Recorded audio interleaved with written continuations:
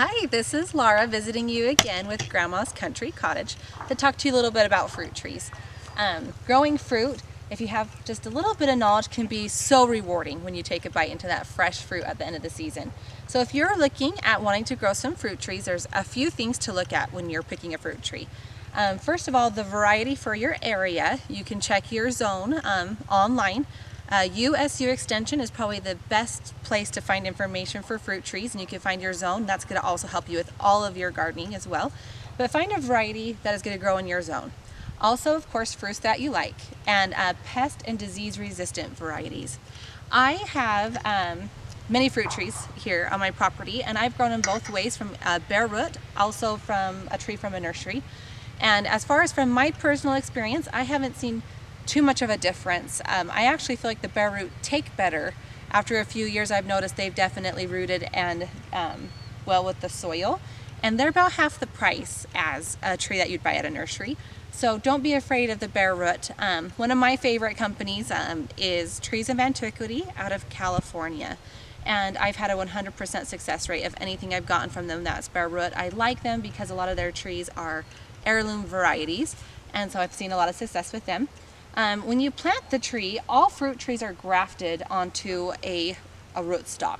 And so you'll see a graft mark when you're planting. This tree's a little bit larger now, so you can't see it quite so much anymore. But the reason why they do that is it controls the size of the tree when they put it on a rootstock. So when you're planting your tree, you don't want to go above that root ball of that graft point, and you'll see that when you're planting. Also, you want to always make sure that during your tree's life that you have it uncovered, or at least with a mulch of some kind, or however you prefer, the width of the canopy. In the tree, it's called the canopy, how far it spans. I made my circle in the spring. It is now fall and harvest is over, probably why you're seeing some of the leaves not look so happy. They're getting ready to change in fall. But you always want to make sure that the width is the size of the canopy.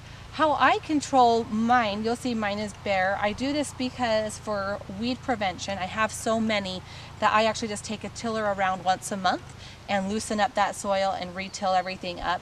And in the fall, I always add lots of good nutrients, and in the spring. And so that's how I am managing my weeds and keeping my exterior circle open. As far as fruit trees, though, there's just a few things that you need to learn to have a good crop, because it's not like a vegetable garden where every year you're planting something new. This is something that needs to be taken care of every year. The best place I would say to get information is through the USU Extension if you're here in the state of Utah. That's where I've taken all of my classes. They have online classes that right now when I take them, they're $25 to teach you all about fruits and nuts for the state of Utah. Very relevant. They also offer free pruning classes in the spring to teach you how to prune your trees, which is great because you do prune different types of trees differently.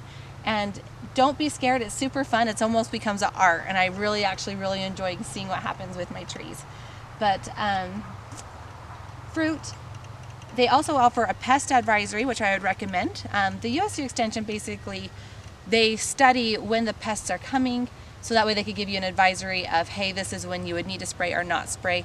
There's also, they give you organic methods or chemical methods for gardeners. So it's just a great resource to teach you how to start growing your own fruit.